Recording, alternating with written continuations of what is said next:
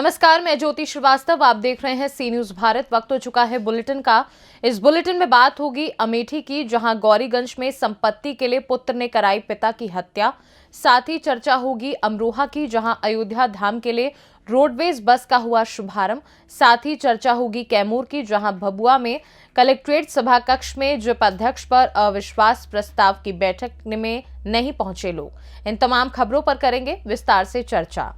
खबर अमेठी से है, जहां घोर कलयुग आ गया है। जो माता पिता अपने बच्चों को बड़ी ही नाजों से सोचकर पालते हैं कि वो बुढ़ापे में उनकी लाठी यानी कि उनका सहारा बनेंगे, वही बच्चे बड़े होकर अपने माता पिता को मौत के घाट उतारने में कोई हिचक नहीं दिखाते। जी हां, ऐसा एक मामला अमेठी जनपद में देखने को मिला, जहां पर जनपद मुख्यालय गौरीगंज कोतवाली क्षेत्र अंतर्गत महिमापुर गाँव के रहने वाले शिवशंकर पांडे उप जिलाधिकारी गौरीगंज के अर्दली के पद पर तैनात थे।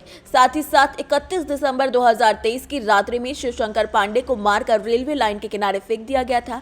अगले ही दिन सुबह लोगों ने शिवशंकर की लाश रेलवे ट्रैक पर देखी तो तत्काल इसकी सूचना अमेठी कोतवाली को दी गई। स्थानीय लोगों की सूचना पर तत्काल मौके पर पहुंची पुलिस ने लाश को कब्जे में लेकर पंचायतनामा भरकर पोस्टमार्टम के लिए भिजवा दिया था। इसी बीच 3 जनवरी 2024 को मृतक शिवशंकर पांडे के पुत्र अर्पित पांडे द्वारा थाना कोतवाली में सूचना दी गई कि उनके पिता जब 31 दिसंबर को घर नहीं आए थे तो उन्होंने अपने पिता को फोन किया। उस समय फोन बंद था। काफी खोजबीन करने के बाद उनका शव ताला रेलवे स्टेशन के निकट मिला, जिस पर थाना अमेठी में मुकदमा दर्ज करते हुए वैधानिक कार्यवाही शुरू कर दी गई। इस घटना के अनावरण के लिए पुलिस अधीक्षक अमेठी डॉक्टर इलमारन द्वारा तत्काल कई टीमों का गठन कर एक जांच टीम बनाई गई थी। अमेठी कोतवाली प्रभारी इंस्पेक्टर अरुण द्विवेदी को निर्देशित भी किया गया। वहीं पुलिस की जांच में बेटे अर्पित पांडे द्वारा अपने पिता शिवशंकर पांडे की जमीनी विवाद के चलते हत्या करने का खुलासा हुआ है। वहीं पुलिस ने आरोपियों को गिरफ्तार कर जेल भेज दिया है। दिनांक 31/12/2023 की रात्रि में शिवशंकर पांडे, जो तहसील गौरीगंज में 4th क्लास एम्प्लॉय थे, थाना अमेठी क्षेत्र में रेलवे ट्रैक पर मृत अवस्था में पाए गए थे। पुलिस द्वारा सबका पोस्टमार्टम कराया गया था, जिसमें मृत्यु का कारण स्ट्रैंगुलेशन आया था। इस घटना के खुलासे के लिए पुलिस द्वारा कई टीमों का गठन किया गया था। इसी क्रम में आज इस घटना का खुलासा हुआ है। यह घटना मृतक के पुत्र अर्पित पांडे द्वारा अपने एक रिश्तेदार अनुराग तिवारी के माध्यम से कराई गई थी। अर्पित पांडे पिता द्वारा जमीन का इकरारनामा किए जाने व लोन लेने की बात को लेकर नाराज था।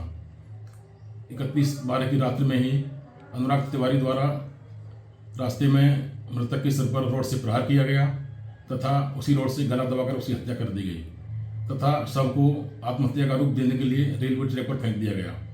दोनों अभियुक्तों को गिरफ्तार कर लिया गया है। प्रकरण में अग्रिम वैधानिक कार्रवाई की जा रही है।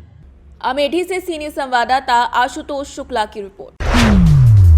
खबर अमरोहा से, जो उत्तर प्रदेश के अमरोहा जनपद के अमरोहा नगर के रोडवेज बस अड्डे से अयोध्या धाम के लिए रोडवेज बस सेवा शुरू की गई है, जिसका शुभारंभ अमरोहा जनपद के भाजपा जिला अध्यक्ष और अमरोहा नगर पालिका परिषद के अध्यक्ष ने हरी झंडी दिखाकर की। बता दें कि 22 जनवरी को अयोध्या में भगवान राम के भव्य मंदिर का उद्घाटन होने जा रहा है, जिसके लिए पूरा देश और प्रदेश राममय हो चुका है। अमरोहा जनपद के भारतीय जनता पार्टी के जिला अध्यक्ष उदयगिरी गोस्वामी की पहल पर रोडवेज विभाग के द्वारा अमरोहा रोडवेज डिपो से अयोध्या धाम के लिए भगवान राम के भक्तों की यात्रा को ध्यान में रखते हुए अयोध्या धाम के लिए रोडवेज बस सेवा शुरू की गई है। ये रोडवेज बस सेवा सुबह 8 बजे से चलेगी और अयोध्या धाम पहुंचेगी। रोडवेज अधिकारियों का कहना है कि अगर यात्रियों की संख्या बढ़ेगी तो रोडवेज बस की संख्या भी बढ़ा दी जाएगी। मैं ARM अमरोहा, नाम मेरा मोहम्मद शफी। जो आज अयोध्या के लिए बस का शुभारंभ किया गया है, पूरा मामला सभी लोग जान रहे हैं। अभी मैडम ने बताया कि 22 तारीख को भगवान श्री राम जी की प्राण प्रतिष्ठा का आयोजन हो रहा है और पूरे देश में इसका हर्षोल्लास के साथ मनाया जा रहा है और हम सब लोग उसी में जुड़े हुए हैं और हम सब लोग ये चाहते हैं कि राम राज्य की स्थापना हो हमारे देश में। ठीक है, उसी परिप्रेक्ष्य में ये बस का संचालन किया जा रहा है। आज तो इसका उद्घाटन है, इसलिए टाइम इसका 12 बजे का रखा गया है। बाकी इसके अलावा हर दिन प्रातः 8 बजे यहाँ से चलेगी अमरोहा से, और अमरोहा से अयोध्या से भी प्रातः 8 बजे अमरोहा के लिए चलेगी। जाने में 12-13 घंटे मान लीजिए, क्योंकि करीब 550 किलोमीटर का है सफ़र। वहाँ से अयोध्या के लिए कितनी बसें लगाई गई हैं? प्रतिदिन एक बस है। अगर श्रद्धालुओं की संख्या बढ़ती है तो बसों में बढ़ा दी जाएंगी। देखिए आप सभी को पता है कि 22 तारीख को एक भव्य मंदिर में भगवान राम जी की प्राण प्रतिष्ठा होने वाली है और विराजमान होंगे।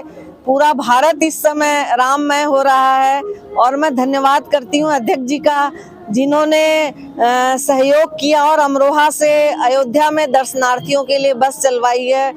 तो ये बस दर्शनार्थियों की सुविधा के लिए चलाई गई है। यहाँ से मुरादाबाद, रामपुर, बरेली, सीतापुर, लखनऊ होते हुए बस अयोध्या जी पहुँचेंगी और सभी शहर वासियों को दर्शन का लाभ मिलेगा।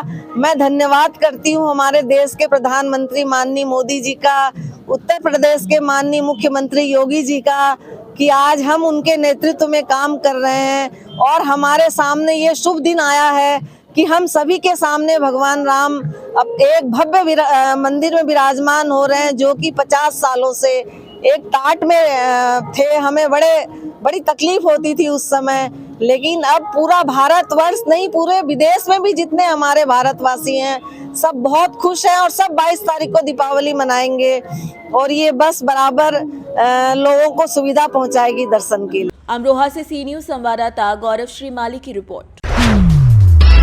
खबर बकानी से, जो नगर परिषद झालावाड़ के तहत स्वच्छ तीर्थ अभियान के अंतर्गत पूर्व जिलाध्यक्ष संजय जैनताऊ, सभापति संजय शुक्ला ने थानक तेजाजी महाराज में सफाई धुलाई का कार्य किया। सभापति संजय शुक्ला ने बताया कि भारत सरकार के स्वच्छ तीर्थ अभियान के तहत थानक तेजाजी महाराज मंदिर में धुलाई सफाई, मंदिर परिसर को अतिक्रमण मुक्त किया गया।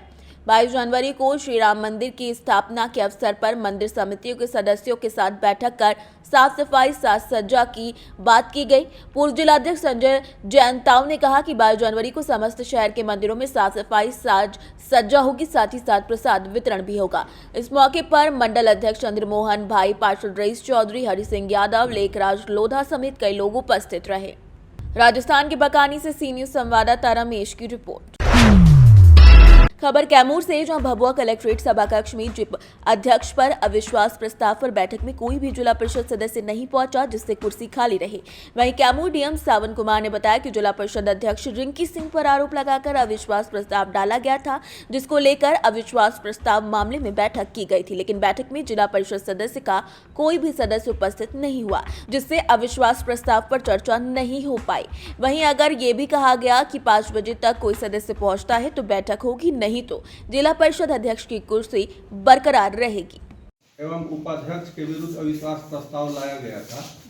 आज अविश्वास प्रस्ताव के विरुद्ध वार्ता के लिए जिलाधिकारी द्वारा बैठक बुलाई गई थी। बैठक में पक्ष और विपक्ष कोई नहीं आया है, इस पर आप बता दीजिए।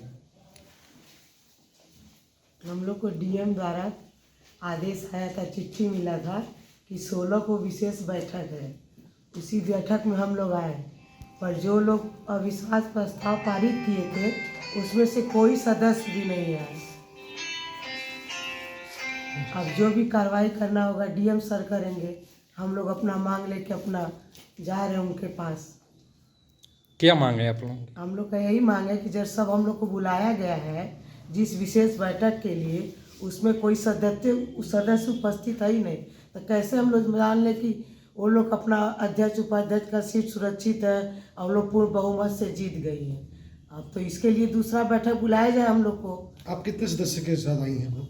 अभी यहाँ हम लोग 8 सदस्य हैं। लेकिन सदन में आप लोग ने निर्धारित जो समय था उसमें सदन में नहीं गए, तो सदन में हम लोग क्यों जाते हैं? जब कोई नहीं था तो हम लोग अकेले सदन में क्यों जाके बैठेंगे? सबसे बड़ी बात तो ये है कि जितने भी माननीय सदस्य ने अपना अविश्वास प्रस्ताव पत्र वहाँ पे दिखाया गया है, वो लोग तो यहाँ आए ही नहीं हैं। हम लोगों ने तो अविश्वास दिखाया भी नहीं है कहीं से। हम लोगों ने अभी तक डीएम सर के आदेश के अनुसार जो पत्र हमें मिला है कानूनी तौर पे, बस उसका मान सम्मान के लिए हम यहाँ आ गए हैं। बाकी हमको अविश्वास से कोई मतलब नहीं है। लेकिन जो लोग अविश्वास पत्र पे साइन किए हैं वो सदस्य अगर यहाँ नहीं आए हैं तो हम डीएम सर से आग्रह करते हैं कि पूछा जाए कि आखिर वो लोग अविश्वास पत्र साइन करने के बाद आज यहाँ क्यों उपस्थित नहीं है। इसकी मतलब देखा जाए तो सदन का भद्दा मजाक बनाया जा रहा है। आप मैडम कहाँ से जिला परिषद सदस्य? मैं कुदरा भाग 2 श्वेता गुप्ता, जिला परिषद सदस्य।